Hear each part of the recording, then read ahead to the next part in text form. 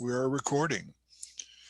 Welcome to another fun episode of Photoshop Party. We have today is March 30th, which is my son's 37th birthday. That means he's getting old, almost as old as I am, because I'm only 39. You and Jack Penny. Me too. I'm only 39. Mentally, I'm probably 17, 18, somewhere around there. Today we're going to play with layer blending modes, and we're going to walk through all the blending modes that we have. Well, not all of them. I'm going to do the ones that work on a regular basis. They have, I believe, 27 blending modes now since 2010. So they kept adding them from 2000 to 2010 and built them all the way up to 27. Some of them have no application for what we do, but they're there. If you play with them, you'll see some different techniques and different things going on. So let me go into screen share, go into desktop, see what happens. There we go. Close that. Goodbye. And can everybody see my sunflower? My sunflower. Okay. Start off with blending modes are located on the right-hand side, well, in your layers panel. And you can see my layer right now. I just have one layer, which is the background layer. I'm going to make a copy of that, and then it lights it up. So the second layer, background layer, you can't change the blending mode on it unless you change it from the background to a layer. And to do that, all you have to do is click on the lock now, and it unlocks it. So with the blending modes, I'm on layer 1 now, which is a sunflower. In normal mode changes nothing. The only thing you can do is change with opacity, which, although it's a copy, let's go ahead and make a layer underneath. And to make a layer underneath with a shortcut, hit the Command or Control key and hit plus, and that'll bring your new layer down below without having to drag it down. Otherwise, what you do is add a new layer and drag it down. Well, if I just hit the Command or Control key, it automatically puts it below. I'm going to fill that with white just for fun. And the only way to change anything on this in normal mode is change the opacity. And you got to change it on the correct layer. Right now I'm on the color layer below it. Let me change it back to 100%. Go back to the sunflower layer. Change the opacity. And you can see it changes there. So that works there. And then you can change the fill also. The fill is kind of like the opacity, but different, because if you put a stroke on there and change the opacity, the stroke goes away. But if you put a stroke on here and change the fill, the stroke will stay, but the opacity or the fill will go down. So you can take it down the same way. And a reminder, if you have to talk on your phones, etc., do me a favor and please mute yourself as you do it. If you have a question, feel free to shout it out. Okay, that's the normal mode. So normal, duh, that's what we work in all the time. Next one down is dissolve. And you can scroll through these just by dragging down across these, or you can hit Command or I forget which one it is. I'll get back to that in a little bit for how to change those. There's a shortcut for doing that as well. Okay, let's go to dissolve. And when I hit dissolve, nothing happens.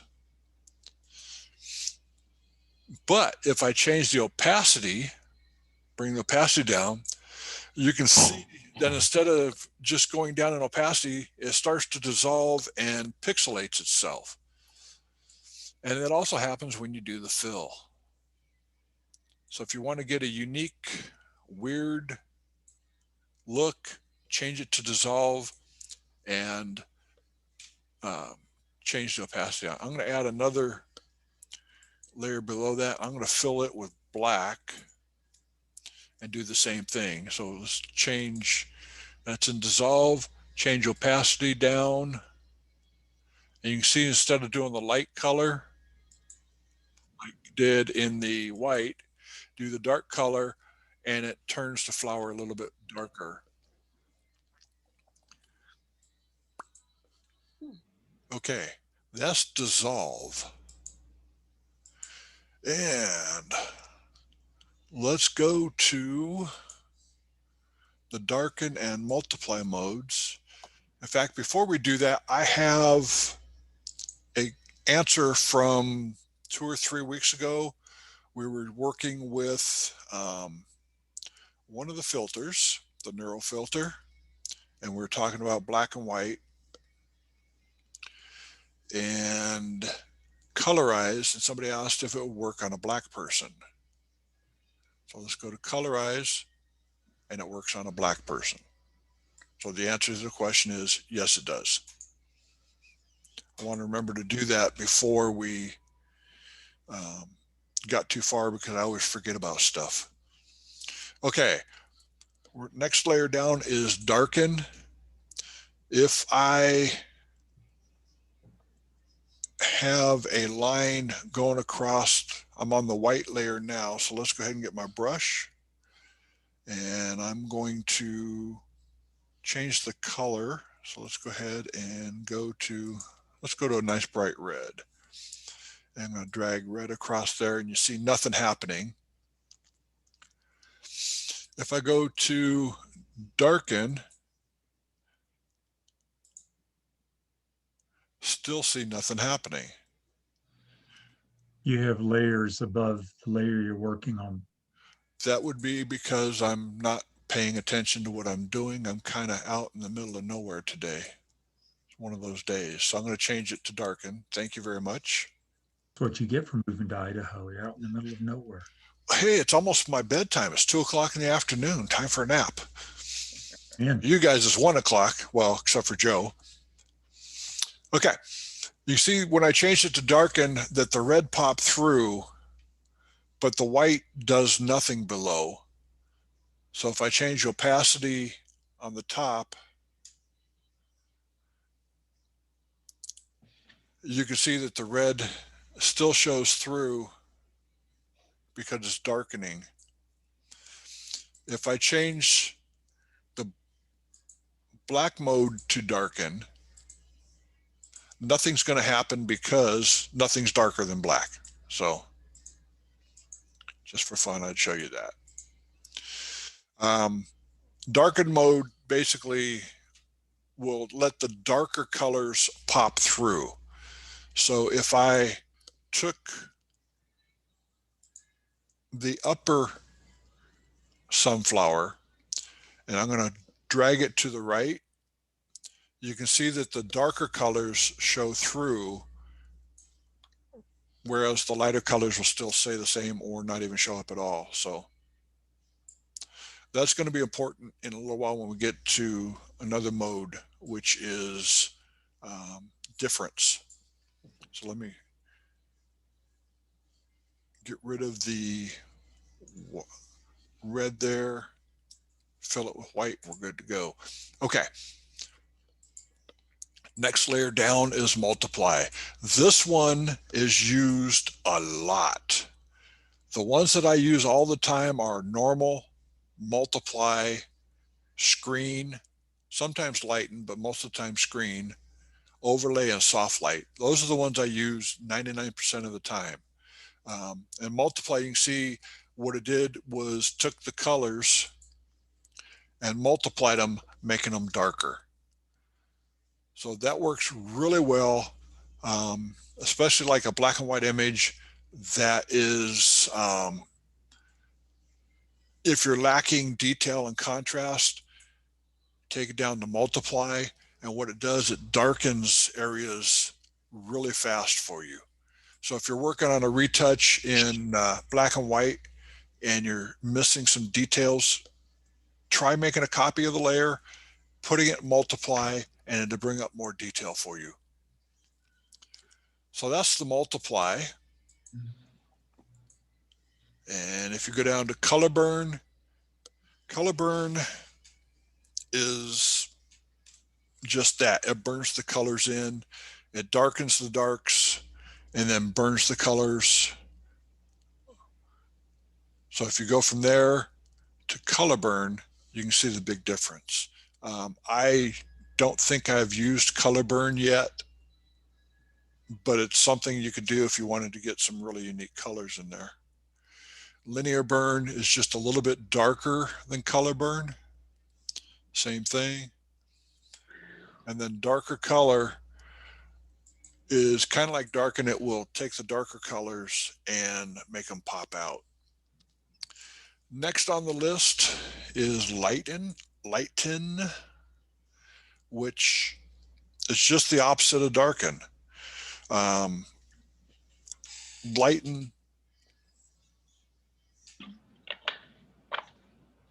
it'll take the lighter of the two images. So if I'm on black is below and I'm in Lighten, you can see that it just really doesn't do a whole lot.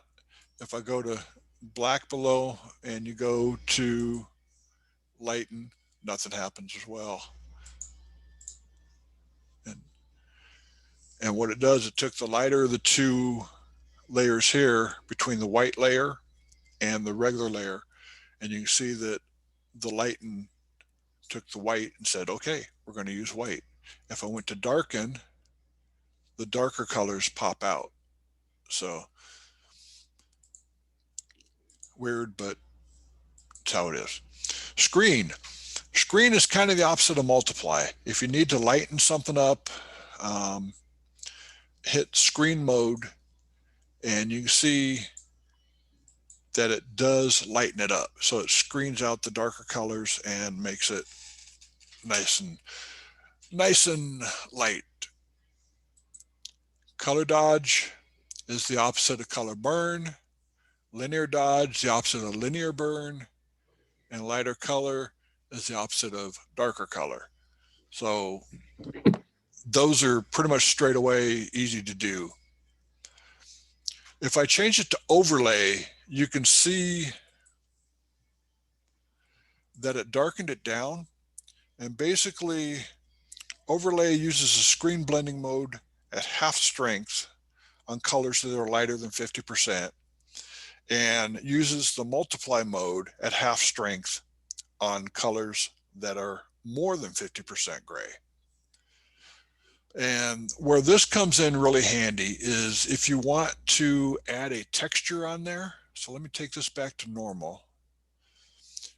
And I'm going to add a texture on there. So I need to go to bridge real quick. Go to my, see if I put a texture in there. I don't think I did. I did. Okay, cool. Right click on it, place in Photoshop.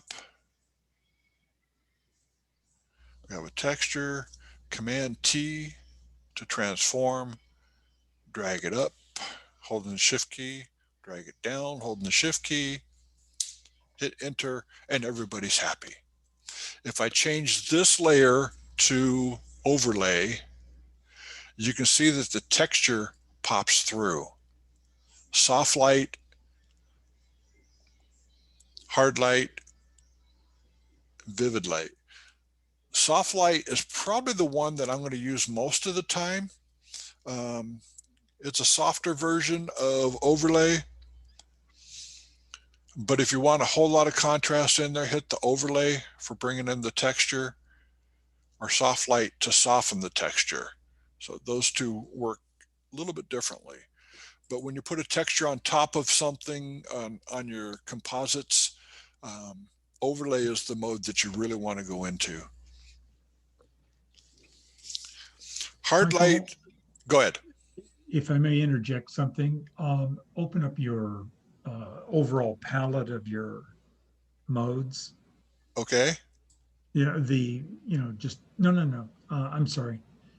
Like the drop down to show all the different modes that are there. There you go. If you'll notice, they're broken down into lighten, well, actually darken, lighten, and contrast. Right. There's Those- seven different menus up there. You have the normal and dissolve. Yeah, but if you think of Then those three as just right, darken, lighten, and contrast, sometimes it makes it a lot easier to kind of find the mode that you're wanting to work in. correct. The darken mode and the lighten modes work with the darker and lighter colors. The overlay mode or overlay ones work with the grays and the contrasts. And then when we get down to the difference in other ones, it's a little bit funky when you get down there. So hard light, you can see big difference between hard light and soft light. Hard light's pretty much the same as overlay, but used in a different order. If there's a weird way where you could drag it down below, change this one to hard light, change this one. I'm trying to remember how that works.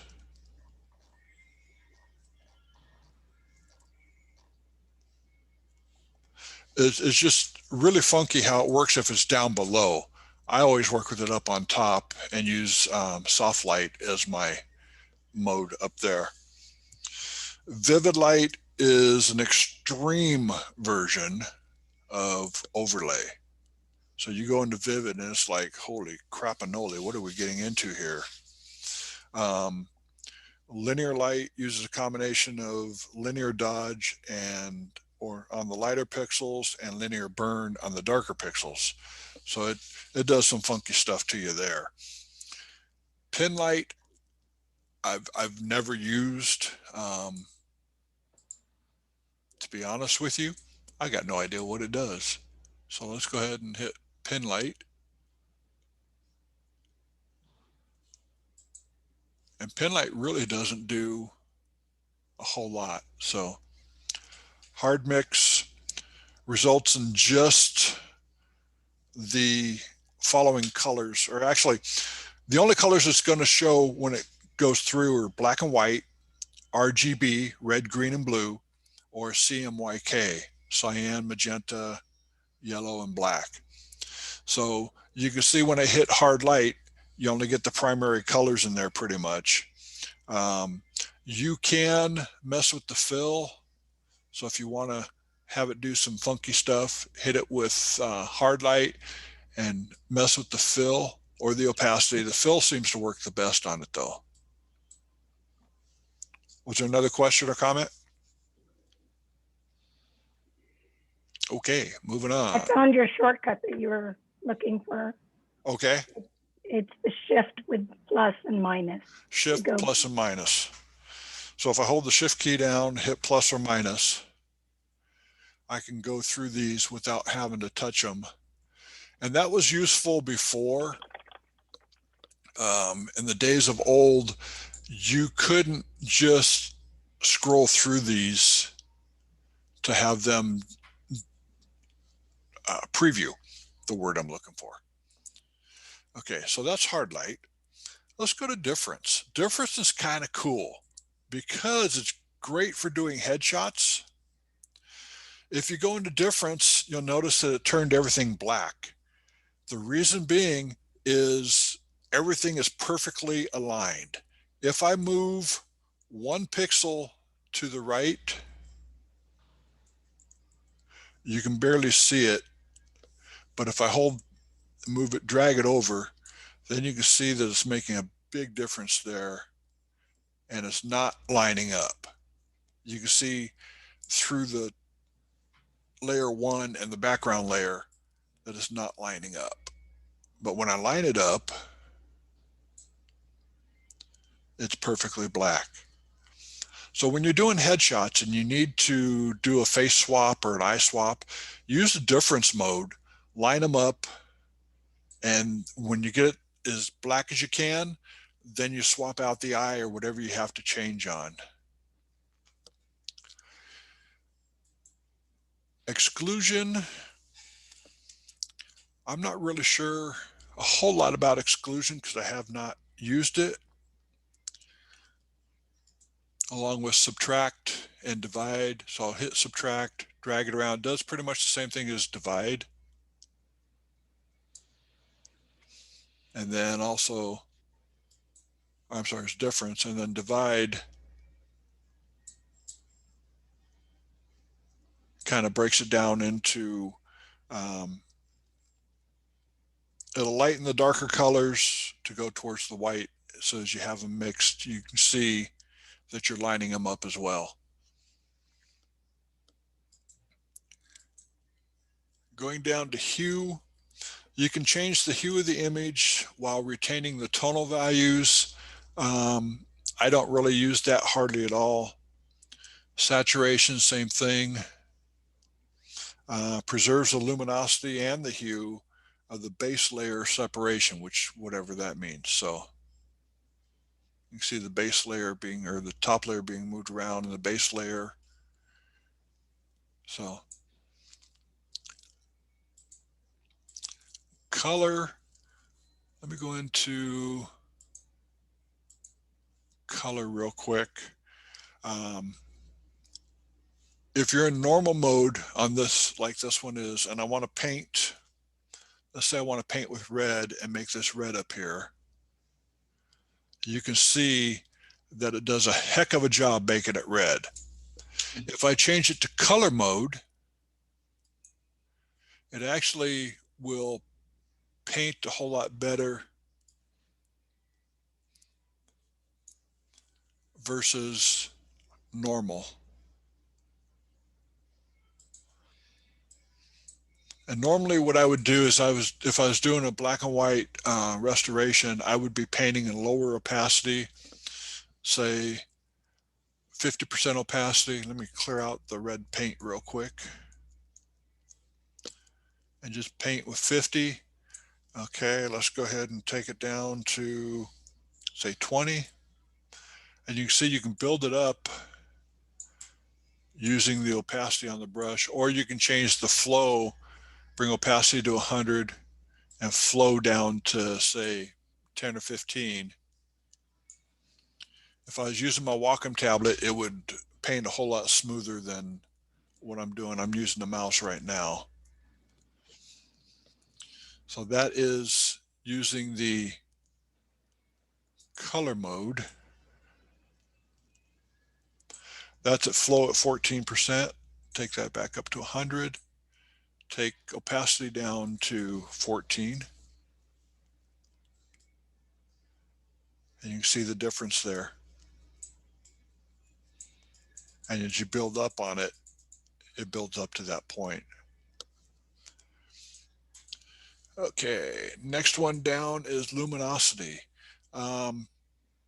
Basically preserves the hue and saturation of the base layer. I have seen luminosity used before, but I have not used it very much. So I really can't answer the question on that. But let's take this picture, for example. It's a comet I shot last year. And I'm going to add some stuff to it to make it kind of funky. I'm going to take a jellyfish that I shot in Atlanta, go to right click on it, go down to place in Photoshop, and it's too busy to do it. Let's do it again. Place in Photoshop.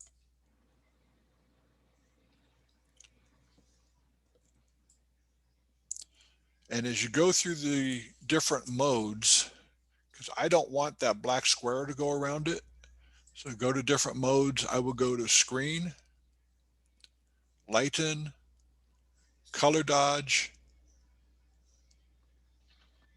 and I would pick out the one that works the best to match the picture. Overlay doesn't work. You can see with the ones in overlay mode that works with the contrast, it keeps the black box around. But if you go to lighten color, linear dodge, color dodge, I'm going to go with just lighten. And it works wonderful for that. Just by changing the modes, you can fix it really quick. Let's do eeny, meeny, miny, mo. Let's pick this one. And of course, Photoshop says it's busy.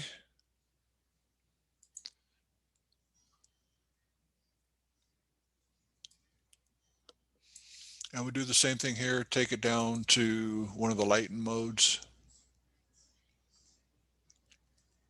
And you can see when you do lighter color, it gets different than linear dodge. That's pretty cool with color dodge because it adds a whole bunch of color to it. So we'll put it up here, grab this guy, move him down here like he's being stung by this jellyfish. You just got to have fun.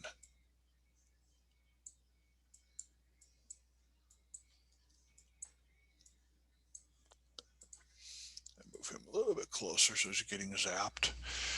And then if you want on Facebook as a UFO. There you go. That's my UFO. And let's go ahead and go down to stock photos, go to lightning, and we'll drop this guy in there. So right click, place in Photoshop, busy. Thank you very much. I don't know why I keep getting a busy tone today. Some of you people don't even know what a busy tone is, I think.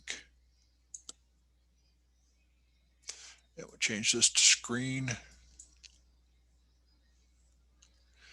And then if you wanted, if you had a picture of a moon, I've got moons and planets. Let's go to moons and planets.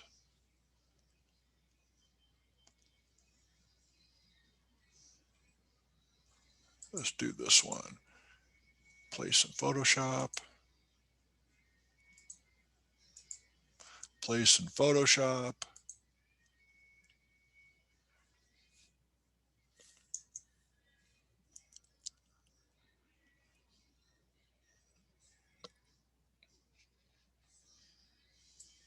It's a little bit too big, but we'll fix that. Change it to, oh, I kind of like color dodge because it also brings the stars up.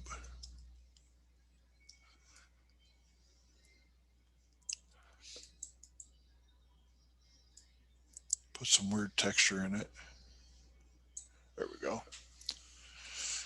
Now we have a total eclipse of the Earth. Everything's happening at one time. Welcome to the zoo.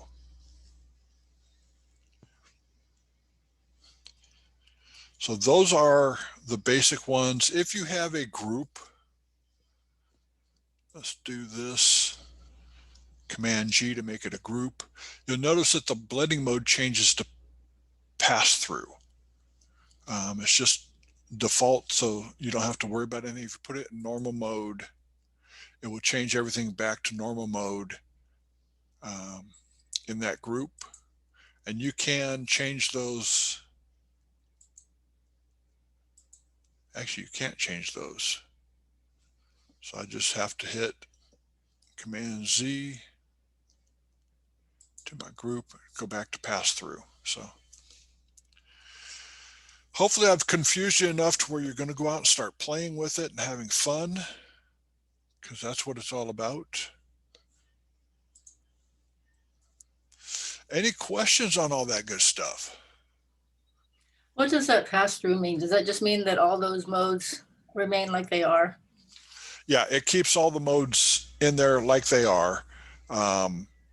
If you go back and you hit, instead of pass through,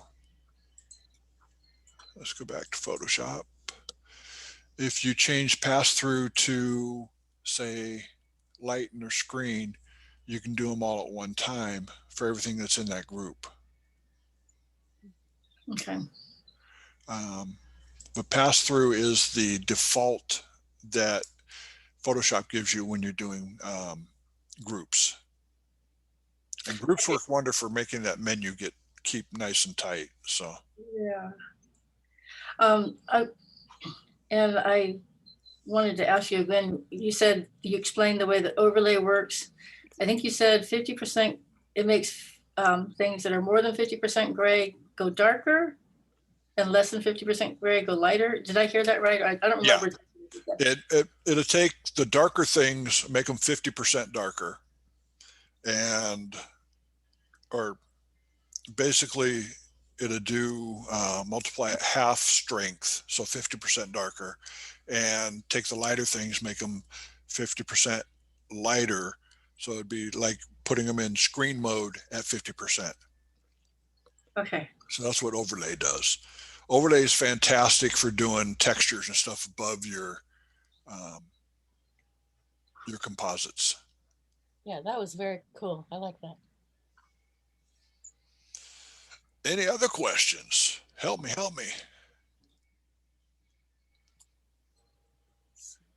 I really like seeing how you place those jellyfish and everything in there, just using the modes to get rid of all the backgrounds. That works.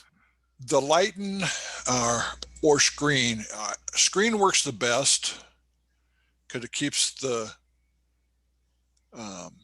image there. Okay, let me get out of the groups. I need to ungroup it. Being able to drop out the black or white background is one of the coolest things. You know, when you add a moon in there, the screen or Lighten work really, really well. You have to look. For me, most of the time it's screen mode because the Lighten will keep the blue of the sky into the moon. And I have added a few moons into images for print comp, because you have a building, it's a beautiful building, but the sky is just kind of lacking. So I'll drop a moon in there. I don't know if Larry's moon behind him is real or not, or is that the sun behind you, Larry? That's a real moon. Okay. I've had some with a real moon. Most of the time I have to drop it in and make it look realistic. You cannot put a huge giant moon in there with teeny tiny stuff because it's not going to look realistic. And if you do it for print comp, the judges are going to catch it. I guarantee you. And you can't do a moon at sunrise because the two don't match. Well, I've seen moons at sunrise, full moons at sunrise. So the judge that told me that, that's what I got to say to you. You can get full moons in broad daylight. You can get full moon anytime. Yeah, Right. So whoever's doing that has no clue about astronomy. this is true. My moon is 6:30 in the morning. Oh, but you can't have that. It can't be. It You is. just said so. I've got the exit information to prove it. I'm sleeping at 6:30 in the morning. So my moon will not be at 6:30 in the morning. I was on my way to work. What you do is you go out at night, you shoot moons, you shoot different things for adding in there. Keep your stock photos available and keep them organized. Let me go back to my desktop real quick, go to Bridge. You'll see I have a folder in my photos file, 2019, 2020, 2021. And then I go to stock images and I've got a whole bunch of things in there that I might want. You know, I've even got beer. I was playing with beer one day and Dos Equis, break it down by Angry Orchard. If you have something, put them in there. Yosemite, the trips I've been to the Yosemite, I've got zoo pictures, and I've also got at the very top, I have animals, and then the animals broken down by insects. The insects are broken down by bees, butterflies, flies, spiders, whatever I have a picture of, I keep in there in case I need it for something in the future. I am what you would call a hoarder. but I'm an organized hoarder. You can go in and find the things that you want when you need them. Look very organized. So if you're not doing that now, start doing it. I have backgrounds, textures. Texture files is probably the one. Let me go back into share screen again.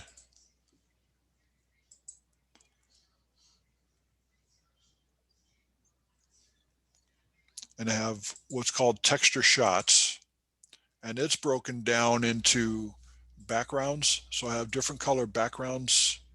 Mm. So if I want to drop something into a background, Brooke Shaden was kind enough to share some stuff. This is the same thing over and over with different colors put on it. We'll take it. Framed edges. I didn't talk about framed edges earlier, did I? Mm-mm. Let's go to Photoshop and let's take my framed edge and we're going to drag it over onto our sunflower. Yes, it's different. I don't care. Command T. And you can see that the framed edge, you guys can see my screen right now, right? Yes. You can see my framed edge is huge compared to my picture. If I hit Command T and try to make it smaller, go to Command 0 or Control 0 on a PC, you can see that it's now full screen and brings everything up. So I hold the Option key to bring it centered. I'm going to hold the Shift key because they've changed things now and drag the sides in.